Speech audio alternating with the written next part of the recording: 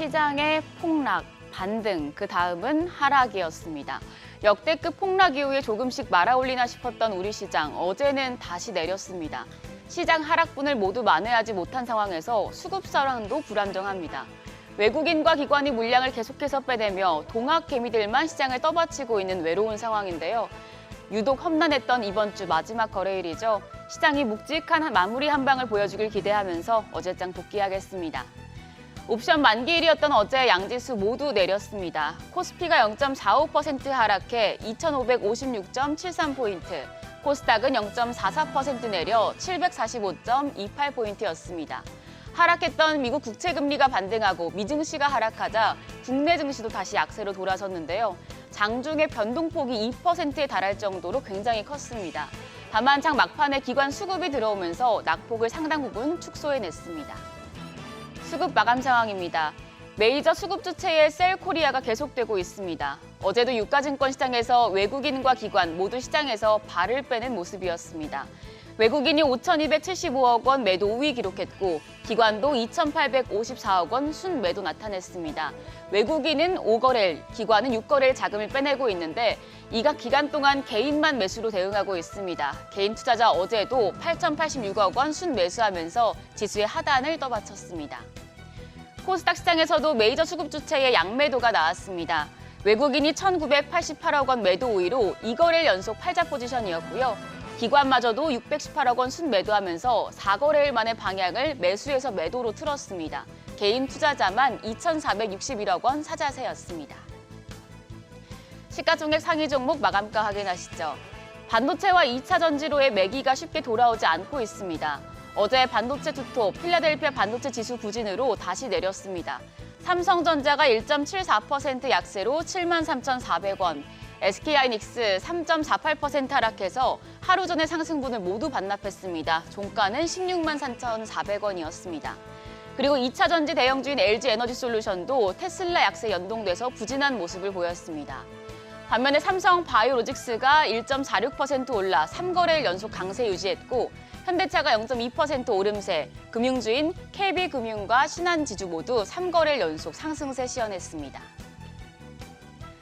코스닥 시장에서도 2차 전지주는 도통 힘을 내지 못했습니다. 에코프로비엠과 에코프로가 나란히 4% 넘게 또 하락했고요. 엔캠도 4.7% 추가 하락하며 시총 9위로 밀려났습니다. 헬스케어 섹터도 종목별로 희비가 엇갈렸습니다.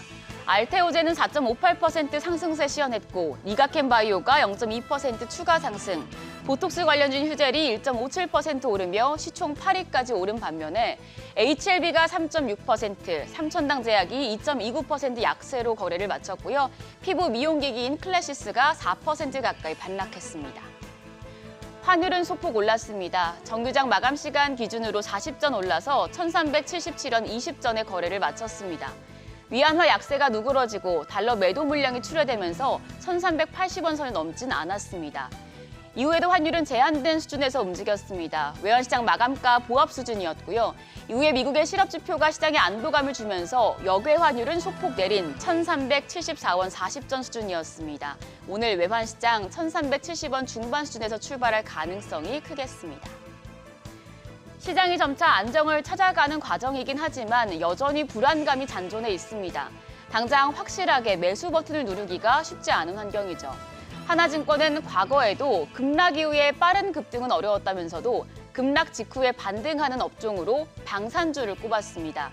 지금 같은 시장 급락 시기에 한 달 뒤에 코스피 대비 아웃퍼포먼 업종을 조사해봤더니 방산과 방송엔터 그리고 제약바이오 수익률이 높았다고 분석했습니다. 그리고 과거 사례를 봤을 때 지금처럼 시장 변동성이 확대된 상황에서는 연말로 갈수록 기관 순매도 상위, 수급 빈집 팩터가 유리했다고 하는데요. 방산 업종은 기관 수급도 크게 비어있고 또 미국 경기와 상관성도 낮아서 적극적으로 매수할 시점이라고 판단했습니다. 특히 국내 방산 기업들은 글로벌 방산 시장에서 무기 수출을 늘려가고 있어서 앞으로도 실적 성장세가 지속될 것이라고 내다봤습니다. 탑픽으로는 한화에어로스페이스와 하나시스템을 꼽았는데요. 좋은 실적과 불안한 정세 속에 주가 상승이 기대되는 방산주에 대한 보고서 내용 참고해보시면 좋겠습니다. 개장 전 오늘장에 영향을 줄 이슈들입니다. 오늘은 중국의 7월 CPI와 PPI가 발표됩니다. 중국 경제 상황에 대한 불안감이 커지고 있는데 경제 지표 어떻게 나오는지 체크하셔야겠습니다. 아까 방산주에 대한 긍정적인 보고서 짚어봤는데요. 마침 오늘부터 국방인공지능회의가 개최됩니다. 방산과 AI 모멘텀이 될지 주목되고 있습니다. 그리고 2분기 실적 발표도 계속됩니다. 오늘 동학개미의 최애 종목인 네이버가 실적을 발표합니다. 동학개미가 가장 많이 사고도 수익이 제일 저조했던 네카오. 어제 카카오는 2분기 호실적을 냈는데 네이버는 어떨지 보셔야겠고요. 그 밖에 컴투스와 코오롱인더, CJ대한통운, 하나손해보험 등이 실적을 공개합니다. 한편 어제 시간의 거래에서는 그린벨트 해제와 코로나19 관련주가 강했습니다. 정부가 서울과 인근 그린벨트를 해제해 8만 가구 규모의 주택을 추가 공급할 계획이란 소식에 신원 종합개발 등이 상승했습니다. 코로나19 관련주는 코로나19 확산으로 먹는 치료제인 팍스로비드 품귀 현상까지 빚어졌다는 소식에 진원생명과학과 유투바이오, 퀀타매트릭스 등이 올랐습니다. 오늘도 이런 흐름 이어질지 지켜보시죠. 간밤 미증시는 양호한 고용지표에 다시 안도의 한숨을 쉬었습니다. 시장이 이번 주 내내 롤러코스터 같은 변동성을 보여주고 있는데요. 금요일 마지막은 웃으면서 끝낼 수 있을지 확인하시죠. 지금까지 어제장 오늘장이었습니다.